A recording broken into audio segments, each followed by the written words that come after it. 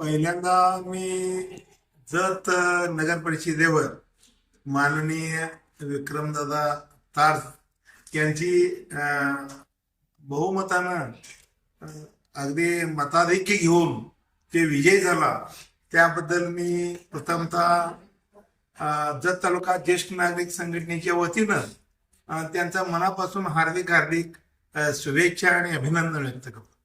खरं म्हणजे तार सरांचं राजकीय आता माने सरांनी सांगितले, तार भाऊनी सांगितलं की राजकीय वारसा तर आहे, वडिलापासून भावापासून ते स्वतःपर्यंत.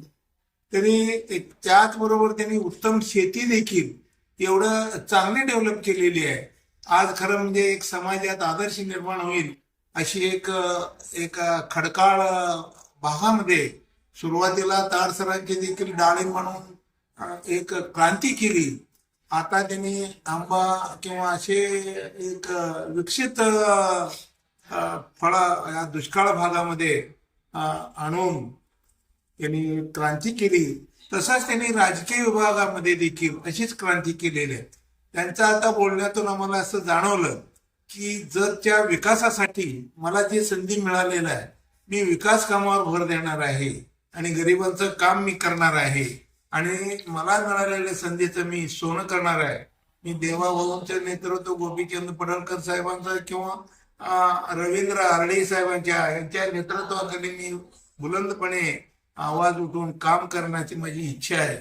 त्यांचं खरं म्हणजे आम्ही ज्येष्ठ नागरिक म्हणून एक आम्ही शुभेच्छा देतो. त्यांना त्यांच्या वरिष्ठांनी देखील त्यांच्या तळमळीचा किंवा त्यांचा काम करण्याचा पद्धतीचा विचार करून त्यांना उपनगराध्यक्षपद जर दिलं तर खरं म्हणजे ते सोनं झाल्यासारखं होईल.